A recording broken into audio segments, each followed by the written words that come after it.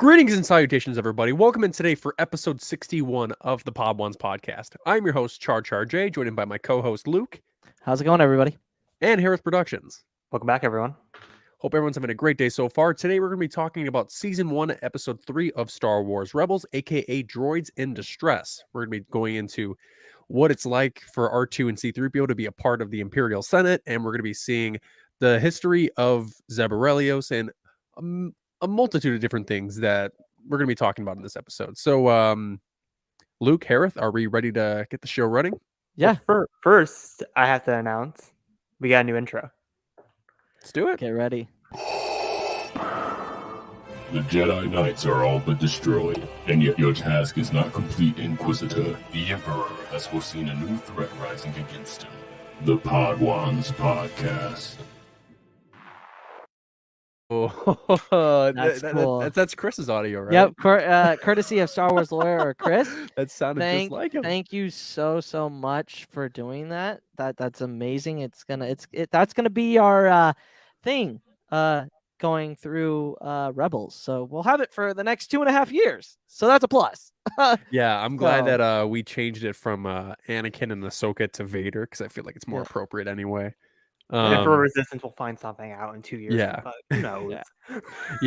But we have two guests coming on for today's show, and they are both returners to the Pod Ones podcast and very close friends of ours. So our first guest is a returner, as I said before. He's been on many shows. I can't even keep track of all of them because it's been in the double digits, I believe.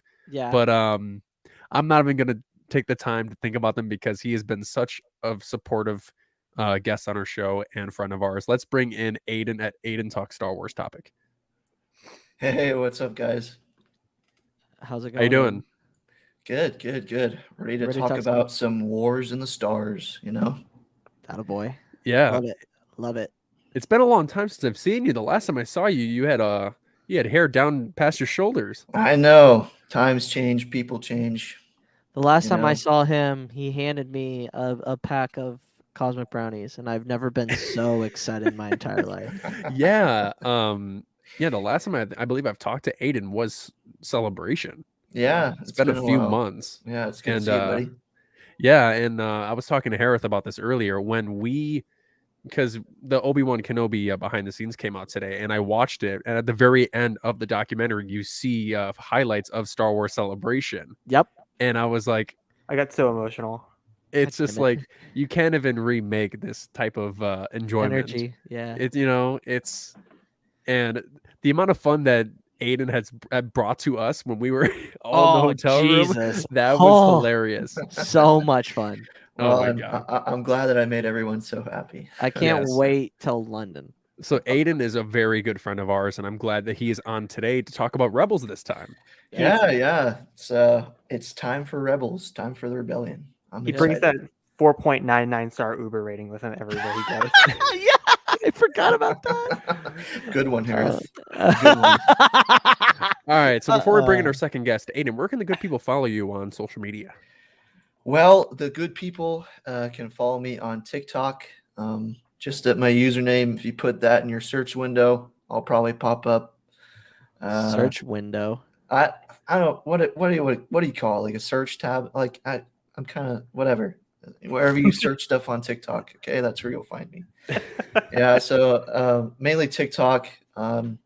Just TikTok right now. That's where you can find me. Awesome. And our second guest today is another return to the Pod Ones podcast, and he's making his debut for our Rebel show. He is a close friend of ours. He's been around for quite a bit, and I don't think he's going to be. This is not going to be the last time he's going to be on this show, without a doubt. Let's bring in Bryan at Bryan with the Beard. Hello, everyone. I'm Bryan with the Beard. Is it the content creator Bryan with the Beard with over 100,000 followers? I make the most content you've ever seen. It will make you very content. Most of his content Oh. is it has something to do with us, which is funny. That's true. Yes. So he's like an extension of I think I've our made fun. more gifs of Luke than I have TikTok videos.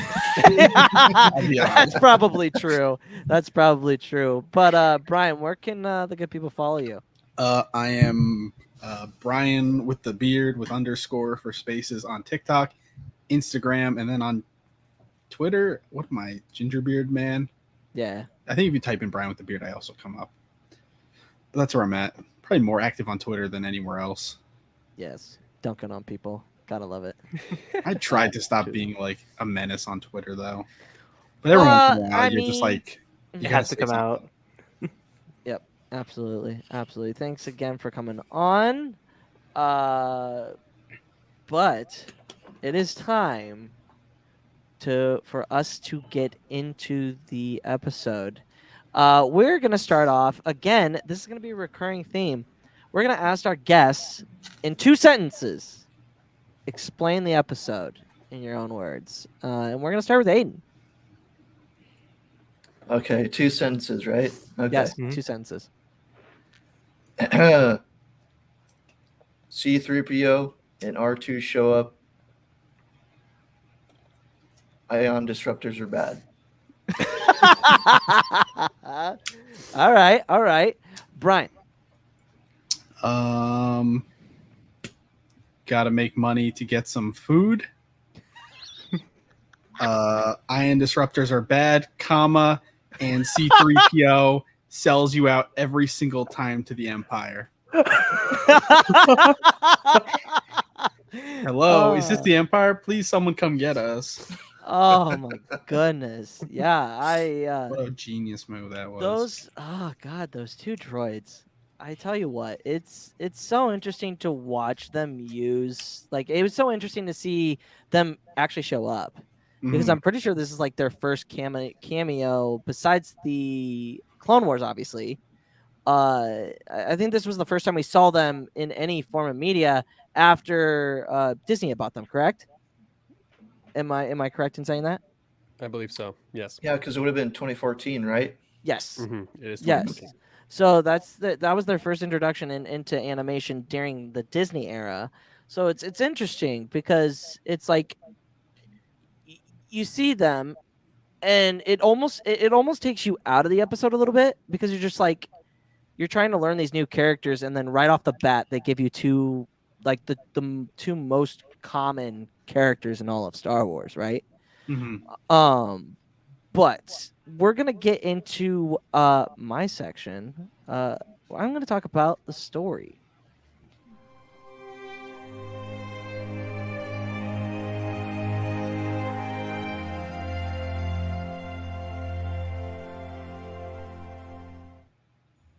Yeah, kind of sinister, kind of fun, but hey, we're gonna talk about the I story. love how it was just you. I'm like, Right what is there. this animation? I'm watching it on the YouTube window I have over here. Hey, It's just you. hey, Is this like an hey, alien movie about to start? What is it? Yeah. Very green. For those that are listening, that is a new segment intro, courtesy of Hereth. And we're gonna be playing that every week. So keep your eyes I out. hope you're not sick of it. Yeah, because it's gonna be used a lot. So in my segment, I am going to talk about the story and kind of direct us through this episode. So speaking of R2 and C3PO, R2 and C3PO are an important part of this episode, and as a whole, they are important to the entire saga. My question is, do you think that they could have gotten away with using ordinary droids instead of R2 and C3PO? Why or why not? I can go first. For the most part, yes. Up until the point where they connect back to Bale and are like, that's how Bale discovers this rebel cell, and then they get connected to everyone else. So like, it does, for the main plot of the episode, no, they could have been any droids technically, but this helps kind of carry the story forward into the whole arc of the whole show. Aiden? Yeah, I have to agree with Brian, kind of tying it back to the era that we're in, where it's like the early days of the rebellion, and Bail and Mon Mothma and all those people are trying to figure out who's against the Empire, like these kind of rogue groups and whatnot that are willing to stand against the Empire. I think it's like starting to plant those seeds that eventually lead to the, further on into the show. So I think it had to kind of be C-3PO and R2 because it wouldn't have that same impact if it were just like some random droids. Mhm. That's fair. I guess I was taking the approach of like, could they have introduced us to new droids and been like, hey, this is like another chopper or something like that, because they are, like I said before, they are introducing you to you've only had 2 episodes of these new characters, right? So to throw the wrench of R2 and C-3PO, I think is an interesting thing, because it's like, as the viewer, you want to try to connect with your new characters as much as you can. But I think how Dave and Carrie and all the folks on the animation side and in the storyboard, a story group, were able to connect R2 and C-3PO without taking away from those new characters is interesting. But yeah, I thought that was an interesting question, because it you do have to look at it from that kind of lens, you know. The other big thing for this episode is obviously Zeb. There's a lot of character development for Zeb, because we learn a lot of his past trauma. Mhm. Whether it's seeing the disruptors, or seeing the bow rifle with Callus, and seeing all of that, seeing that trauma firsthand. The next big question that I have is how do you think Zeb works through his struggles? When we, because he even starts questioning Kanan in the beginning of the episode. He's like, why are we what are we, arms dealers again? Because they got to figure out a way to make money so that the ghost doesn't go under, per se. And when he does find that out, the other question is, I guess I should ask is, do you think Kanan would have taken the job if he would have known that the disruptors would have been involved? What do you have taken it?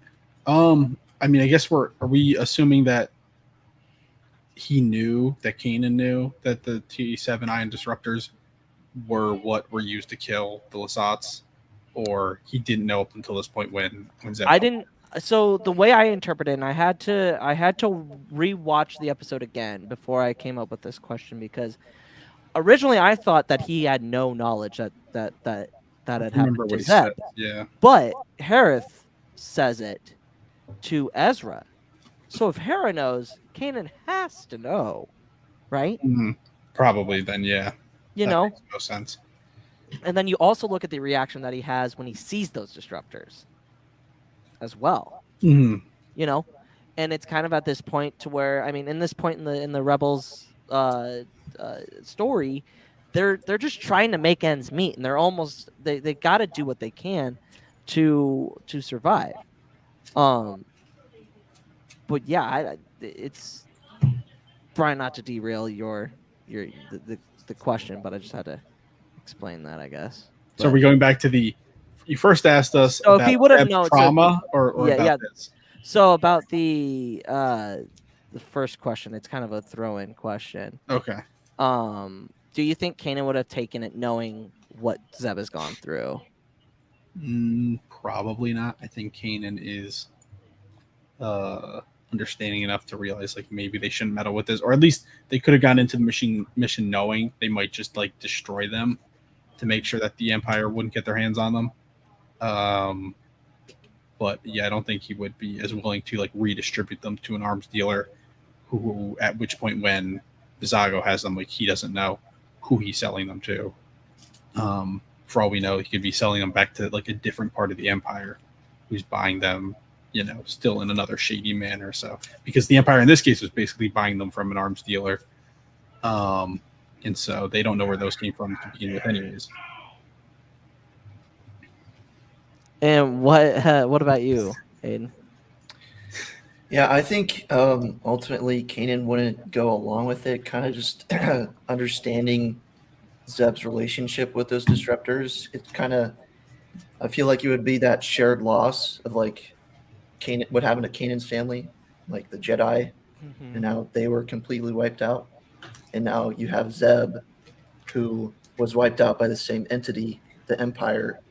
How the Empire basically took out his people as well. So I think he wouldn't ultimately go along with it. I think probably what he would do, like Brian was saying, was ultimately the weapons would be destroyed before they could be given to someone else. Because I don't, Kanan definitely wouldn't agree with someone else besides the Empire being able to use those weapons for their own ends.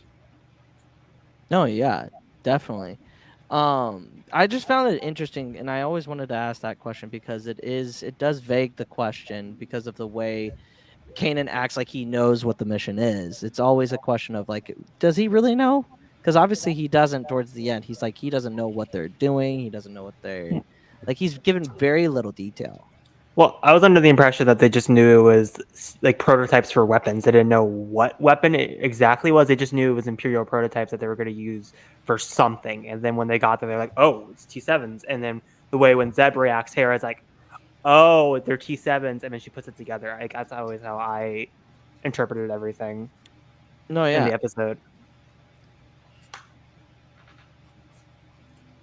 Okay, that threw me off. Sorry.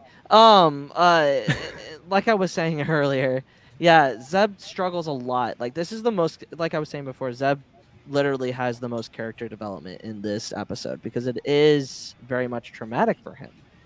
How do you think Zeb works through his struggle towards the end of the episode with all the trauma and how it comes back in a way to like haunt him? Because we learn later on that that is a traumatic part in his story. How do I think? I wouldn't say he works through it well because he does kind of like go right after Callus, and because Callus is like trying to goad him into a fight because Callus wants like a challenge, and he's like bragging how he's the one who gave the order for the T7s to be used on Lasan, and he wants like a showdown with Zeb because Callus wants to show off that he's like the greatest fighter ever. I don't know. Callus is kind of funny. He's a terrible character at this point, very clearly. So Where's Alanis? I Where's was gonna Alanis? say, no saving this man. This man can never be redeemed. I won't hear it. Yeah, I wonder if it happens in the show at all. I haven't watched that far. What do you mean? We're only on episode 3. No, Callus is very much in his face. He likes to taunt Zeb about it during that fight, and that's what gives Callus the upper hand in that fight. Is that Zeb allows his emotions to get the best of him, and if it weren't for Ezra, Callus would have finished the job. But Aiden, your thoughts?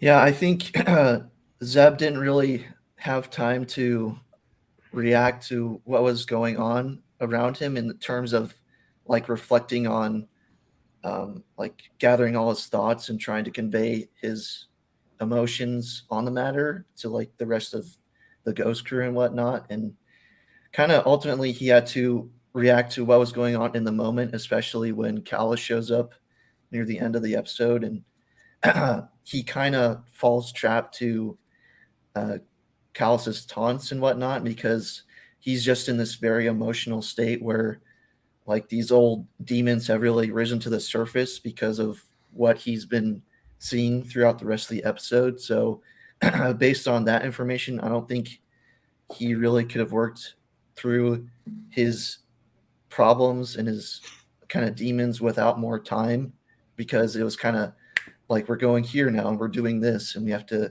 deliver the weapons and we have to fight the Empire. It's like there wasn't enough time for him to step back and really try to work his problems out. No, yeah. Char? Yeah, and that scene where Callus talks about how he eliminated the Lasat and how Zeb just went absolutely apeshit at him. It was like you can tell that there is a lot of pent up anger in him, and that he is going through this PTSD episode where he's remembering all of this past running through him, watching his family, his friends, his people just perish by the seconds with these blasters that they're trying to move and ship and get money for. But that fight, it has a lot of significant meaning because you have this old wound coming back to try to tie the strings, but Zeb won't allow it. But at the same time, Zeb knows that he can't do it alone. He needs the group in order to keep moving forward and defeat the people that took away his home. So I think that Zeb at this point owes Ezra a lot of gratitude, because in the last episode that we covered, we see that Zeb and Ezra did not get along, and that is mainly on Zeb's part. But I love how Zeb was saved by Ezra of all people. Yeah, and it almost goes into the next episode that we'll be talking about next week. I really wish we would have put this into this in the last this episode and the next episode together, because they do go really well together as a whole. But yeah, Hereth, you got any thoughts? Nothing really outside of what Char said. Like, I love how they basically built on what they did last episode. Why making Ezra save Zeb? I thought the character work with Zeb versus Callus, I thought that was really emotional. Like, kind of like that emotional core, because like overall the episode's kind of very silly with like the C-3PO R2 stuff. Like, it's very lighthearted, and then you throw this very serious undertone of Callus and the Lasats and how he wiped them out. So I thought that was a very good balanced episode. No, yeah, definitely. If we go to the chat, kind of catching up on stuff. Kenny or Darthman86 says, Kanan is told what he needs to know. Hera was very loose about info. So Yeah, Kanan actually it's flipped. Kanan actually knew the information, but wasn't told a ton. Hera was just along for the ride. Usually it is flipped.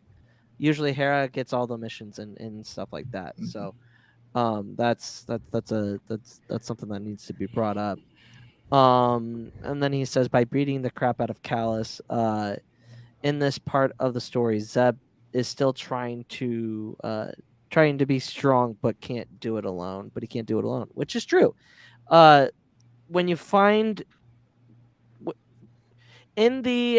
it's so funny because in the first episode, Ezra is not wanting to be part of the family, but as you go on through this first season, you have these individual arcs or episodes, and it's these characters closer together as a family, and I feel like that's very, very important for Rebels as a whole. But Char, it is now your it's my time to segment. shine. All right, cool. Gotcha. Hold on, we got a little surprise for you. Really? Don't be too proud of this technological terror you've constructed. The ability to destroy a planet is insignificant next to the power of the Force. Now that's what I'm talking about. All right. Whoa.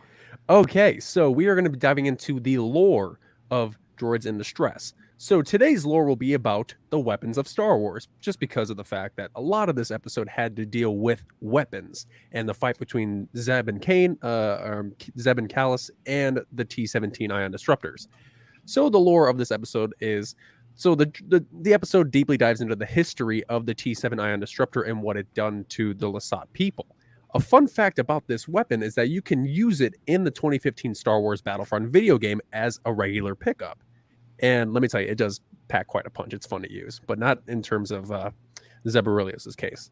There are hundreds of weapons from Star Wars, such as Han Solo's DL-44, the standard clone trooper DC-15, the Magna Guard Electro Staff, Finn's EL-16 HFE, or as some people like to say, the El Jefe, Jango Fett's Wester 34s, Chewbacca's bowcaster, and obviously the famous Jedi lightsaber. We also see the bow rifle staff used by Agent Callus and Zeb in this episode, which is a hybrid of a blaster and an electro staff that contains 11,000 volts of electricity when switched into melee configuration. The bow rifle staff also has 3 different variations: the AB-75 bow rifle, the CJ-9 bow rifle, and the J-19 bow rifle. So the question for you guys today is, if you could create your own personal Star Wars weapon, what would it be? Like, for example, Ezra's first lightsaber is a hybrid between a blaster and a lightsaber. Make whatever weapon you'd like. Oh, interesting. Come up with your mind and Yeah, so I'll go outlandish with it. Oh, here we go. You guys This is know what I'm Go those crazy. talking about. those big cannons from Clone Wars that the clones use? Yeah. Yes. Well, I would miniaturize that technology and just basically put it like shoulder mounted, like double decker, and then just do it that way. So you're doing something like the guy in 2003 Clone Wars Oh, really? when That's he a pulls thing? out. Yeah. So in 2003 Clone Wars. oh, when there's they a put up clone. those attachments. Yeah, the attachment. He has the gun that's in the back, pulls it out, and it just it has four. It has four guns, and it just goes doosh doosh doosh doosh doosh doosh. Yeah, Yeah, That's pretty cool. much that, honestly. that's awesome. No, I really liked it because that is an interesting design.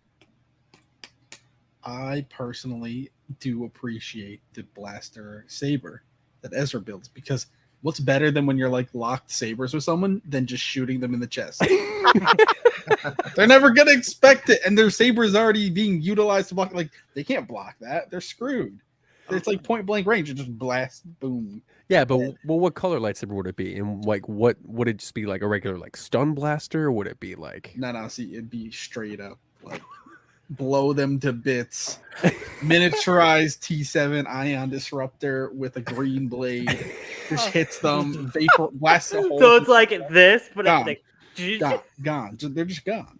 Sorry. so it's like bye. a full rifle, but it also has like a lightsaber No, blade but in it's the like middle. somehow you miniaturize that a little bit. Maybe it's a little less powerful, but it doesn't matter because I'm shooting them from like Yeah, point blank. 6 to 12 inches, and they're Yeah. they're donezo.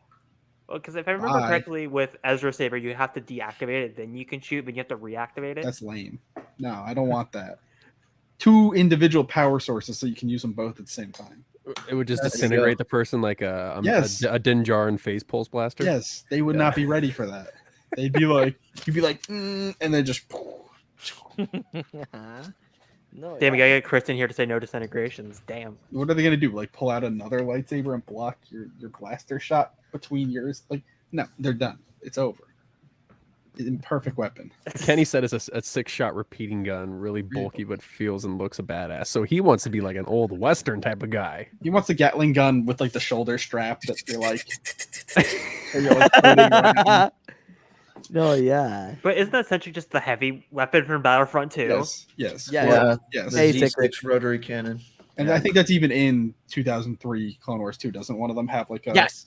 like Mhm. a Yeah. low slung like Yeah, Gatling it's gun? down here. It's what the heavy uses in in the Battlefront 2 game. Yeah, exactly. Yeah, Hereth, what weapon would you create for Star Wars? Damn, that's a tricky one. I would a weapon. God, It needs explosives. No, it's like a lightsaber with an RPG attached to it. Because Hereth just blows everything up. No, what Bryan said, exactly what Bryan said, because that's how I Just am in Grand Theft Auto. It's ran- it's Grenade launcher grenade launcher at Star Wars with a blade. with a blade. Yes, just start slashing and just Oh, deactivate and blow someone Jesus. up. I was listening to them in Discord before, and I just hear Hereth just like, "Okay, I'm just putting up more bombs." And Chris is like, "Don't blow us up." He's like, "Don't worry." Like, and Chris is like, "That's too close to us. Less bombs." So Hereth essentially Hereth in is- yeah. Hereth is essentially the bombs guy from Atlantis. Yes, he's just like everything is like a demolition job. Explosive. Demolition expert. Yeah. Yeah. Demolition expert Hereth Productions and Grand Theft Auto Online. What would? Oh man, that's a good question, Char. I would probably do Kyber Crystal, DC-15. Oh, Just have a Kyber Crystal. It would pack more of a punch. It'd probably rip through quite a bit. So I mean, I love the aesthetic design of the DC-15. I just think it looks like a badass rifle. So adding a Kyber crystal to it, I think, adds a little bit more of a punch. But what we'll go to the chat here in a little bit. Everybody that's in the chat, let us know what your weapon of choice would be. So my weapon, this might surprise you. So mine will be Jesus. a double-bladed purple lightsaber that shoots out miniaturized seismic charges in the middle. Oh my god! What? How are you going?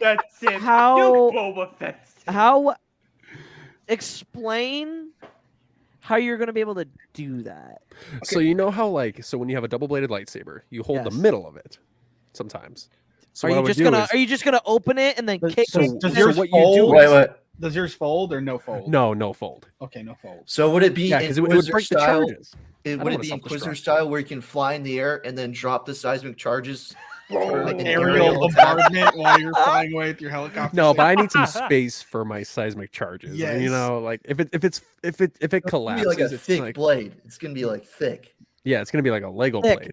Thick with But 3 C's. But so what I do is so when I hold the middle, I'll hold like the ends of it where there's like buttons that you press in sync, and then it just goes.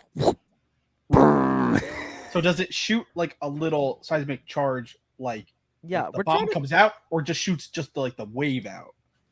No, it would shoot the bomb out. Okay, it's Uh, like a If little it shot the grenade. wave out, that would be Well, no, it's quite the directional. way to It go would- out. It would only blow weight. I don't know. I have Oh, so okay. many. That's Cut I have so many questions. yeah, I do too. Like Char. it would make more sense if you pulled it apart and then you like pushed it out. Like No, a Pez yeah, machine. straight up. That you would is the pull it most out, basic and then it would shit. pop out like a Just- Pez machine. Just shoots out like a Yes! mini grenade. Yes, and then you like grab it and then you grab it like a grenade and you just throw it. That But would be here's that my makes more question. logical sense. So you're gonna drop the seismic charge. Are you gonna start sprinting immediately because that thing's gonna? But how? fucking Well, No, it- I- it's small. No, it has a explosion. lesser radius. Yeah. Yeah, there you go. Okay. It'll cover like maybe like 15 feet. That's Char will just force push it at them because he's a Jedi. There you Yeah, go. I'll be With like, this lightsaber. all right, hey, what I'm gonna do is I'm gonna Kylo Ren freeze you, and then I'm gonna drop this in your mouth, and then bye. Rated R Star Wars presented by Jar Jar yeah, J. Jesus. Criminy. That's just Well, here's a lore question for you, Jar. When I was rewatching it, I was like, did I not notice piloting that craft my good friend Rex from Star Yes. Wars? Mm-hmm. Because this is his first appearance, right? Because he then later shows up in Book of Boba Fett as Yeah. DJ Rex. But Mhm. is this the first time we see him on the screen in anything? Yes, we do. It Okay. isn't Rex exactly. It's the Rex It- type it- of it is- droid. It Yes, is yeah. in It's an to pay R3 Rex or whatever. to pay homage to Rex. Yes. Yeah. So technically, this is the first time we see that kind of droid in the Star Wars media. So Yeah, it's so funny to me that during the episode, Minister 2 is like, hey, why can't I keep my droids? I'm here on Imperial business. And then the Rex droid is like, it's Imperial Yeah, regulation. he's like, it's an Imperial regulation. He like moves his hand, and the visor comes down, and I'll W on that one. sass, just the sass. I was like, all right, Rex. All Oh, right. So what I know is that for Aiden's weapon, I guarantee that mounted gun is definitely going to be the ADN-69 blaster. Why do you know the numbers of all these? No, I'm just making it up. It would be the Oh, okay. ADN-69 AD9. blaster. Aiden. yeah, For Aiden, and then 69. 69. Okay, I thought this was Why like a not- real thing. I was like, wait, hold on a second. I Why don't know why where not my head was. ADN 69420 just for the extra? Oh my God. kick to Oh, the- No, that's too many God. digits. That's too many digits. You don't want a trash mouthful. compactor number for a weapon. Am I right, Hereth? Hey, Brooke, how you doing? Oh my god. Hey, Every fucking time. This is gonna be the Rebels thing that just keeps coming back week after week. We're just gonna find How many ways digits was to- in the trash compactor name? Like 12. Hey, Yeah. something like that. Far Away Factory. Factory. Go support her stuff. If you want to go buy cool shit from her store, Marvel, DC, Star Wars. She's got everything. Go check out her stuff at farfarawayfactory.com, at farfarawayfactory on Instagram. Follow her on all the social medias at _bdazzler_, and go to her Etsy shop. But really, go to the website. Gentlemen, Don't- look at Oh, sorry. Private I said, chat. don't. Oh, yep, I saw it. Am I supposed to see something? Yep. here? Yes. So Luke will be stepping out for a little bit. So me and Hereth will be taking control of the show for the time being. Luke may come back, but we'll see how that goes. But Luke, so without further ado, since my segment is done for the lore side, we go to Hereth's segment, which is interconnectedness. In my experience, there's no such thing Roll the clip. as luck.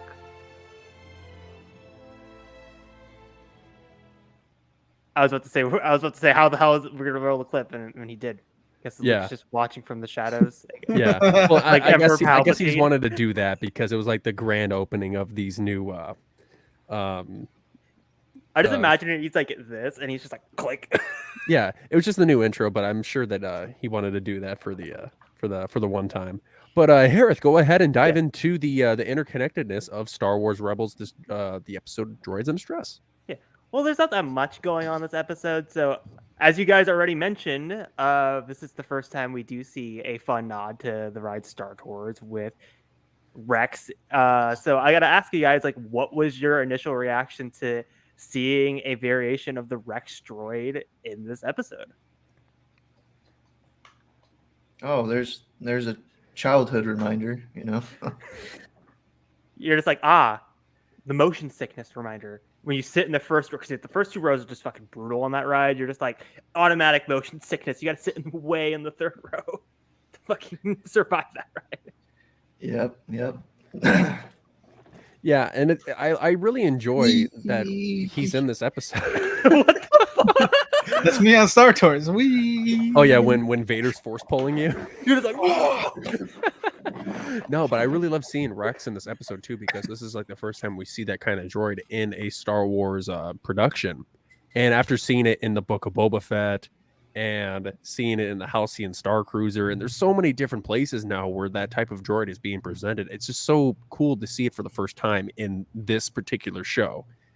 So I think that was a very special moment, especially for people who have been on Star Tours before or in earlier years. So it's a really cool moment.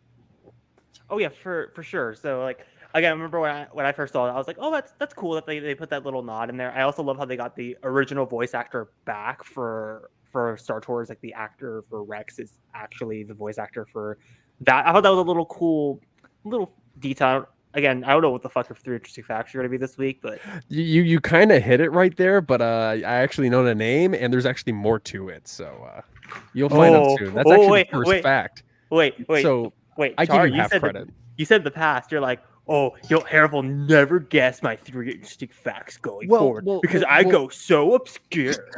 No. No, you see, Hereth, so the first one is not just about the droid. It's about more about it. It's like it dives way more into it. It's not More just lore. that droid. It dives in a little bit of the other droids that are on the ship. So Hereth, I give you 25%. Hey, 25% is better than fucking And you nothing. haven't gotten one in like what? Still 4 an or F. 5 months. Yeah, Still still an F. failing. Still feeling great. Yeah. I make up for it by producing Luke's content. Anyway, There you go. All right. moving along to again, like I think there's only really 2 points you could hit here. One is like actual interconnectedness, and then the other is like potential interconnectedness. Like, okay, I'm gonna explain this one away. So again, we get the really the in detail backstory from Zeb's point of view of him describing of how Agent Kallus destroyed the Lasans. So I gotta ask you guys eventually, do you think we'll see this in a book, a comic, or maybe even animated TV show or live action?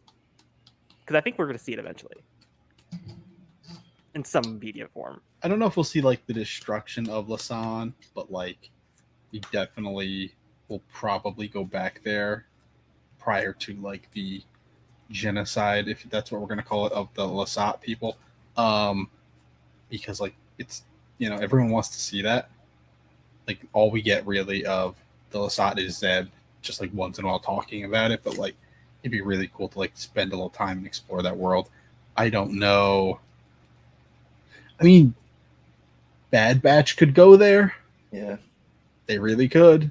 Mm-hmm. There's with Dave Filoni like helping head up that too, like there's no reason they shouldn't. So I feel like that's definitely a big possibility this season or next season at some point. Do we know what year that happens? Because it would have to happen. What? Could it happen 10 years prior? How long has Callus? This is more of a Atlantis question. How long has Callus been in the Imperial Navy? I believe it's been around. I'd say a few years after Revenge of the Sith, maybe 5 years after Revenge of the Sith. That lines I'm up not with sure Bad Batch exactly. season. That perfectly lines up with Bad Batch season 2. Or just I'm not sure about. exactly, but it's around that time. So if that's the case, Also, Agent Callus's helmet, really dumb looking. No offense. That's a typical ISB agent. It looks helmet. like a Come on. spaghetti colander. Yeah, It's like- literally just the colander on his head.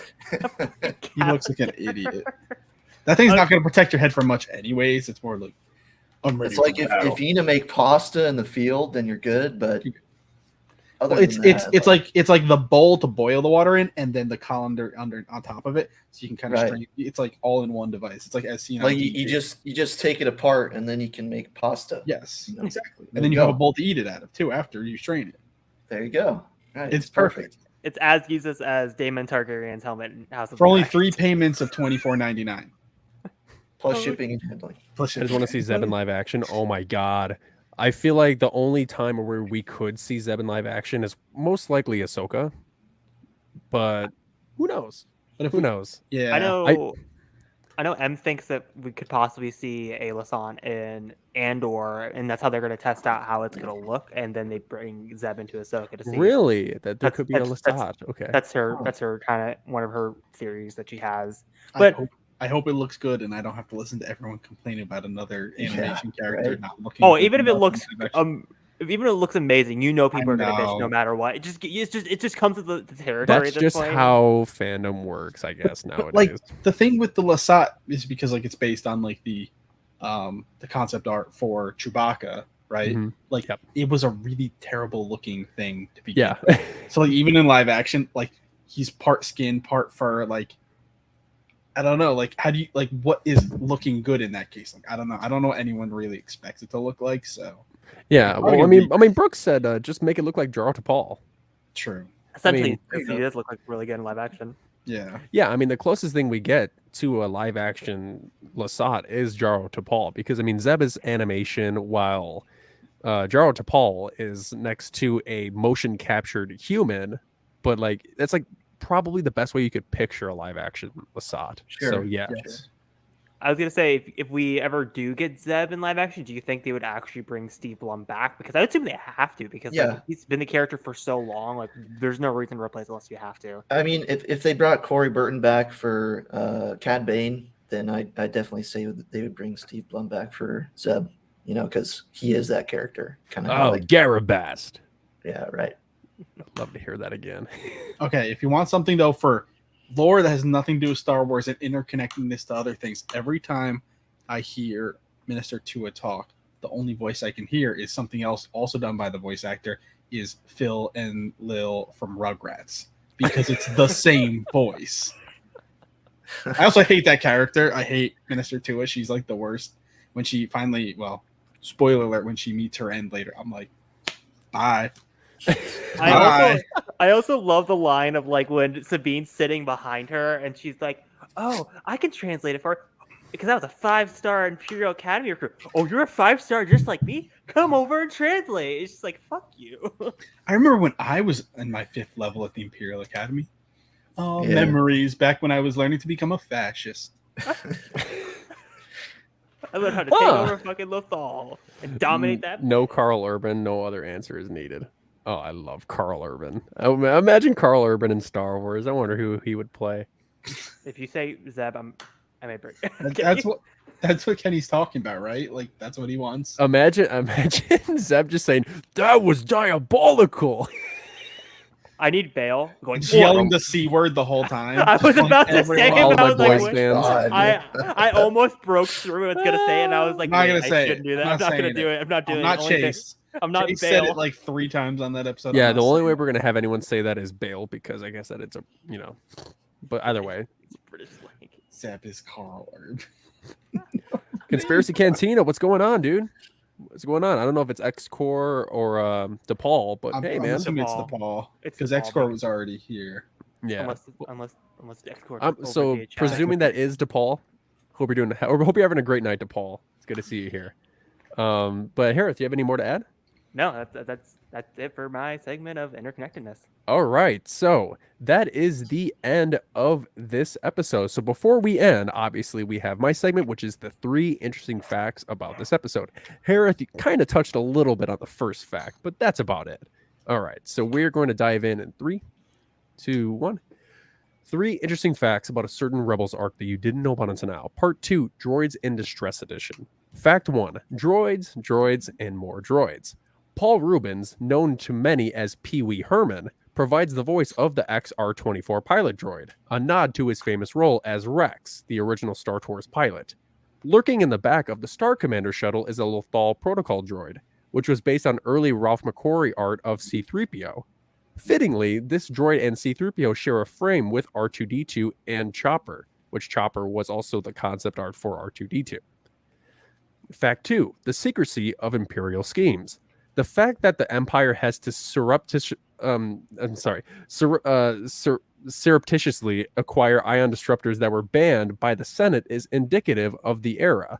In Episode 4, the Empire was careful in its capture of Princess Leia for fear of drawing the Senate's attention. Fact 3, an homage to Princess Leia. The final shot of Bail Organa inserting a data card in R2-D2 is framed in a way that calls back to the shot of Princess Leia inserting the Death Star plans into R2-D2 in A New Hope. And there you have it. Those are the 3 interesting facts about droids in distress. Nice. Every time you do the 3 interesting facts, I cannot stop thinking back to the April Fool's video I did. Oh my god, that was hilarious. Oh my god. Oh, I just recreated your first video word for Yeah, word. you literally did that. But it sounded so weird. You were like, "Please and facts. This is a non-canon source." I'm like, oh, wow. I just like the way you started. You were like, and then you're like, 3 interesting facts, and like it was like just watching one of your TikToks, like straight up right now live. Hey, that's exactly what I do in my videos. I had You had to set the I had to time it. I had to, because like 3, 2, 1. 3 interesting Go. facts. 3 interesting facts. Yeah. You just like breathe in. You're like, 3 interesting facts you didn't know about I, Star Wars. I didn't know that one about C-3PO, and I do know the one about Chopper and R2. About Yeah. the arc. Well, I mean, hey, that's the whole point of my segment is the more you know, and I love doing that for you guys. So, well, before we wrap this up, we are obviously going to go over the ranks of this episode. So, Wow, Luke didn't change the graphic. He had one job. No, he didn't. Did he change the graphic, or did I just choose the wrong one? Did you choose the wrong one, or did he change it? No, What's I the think this. difference? No, I think this is the same one.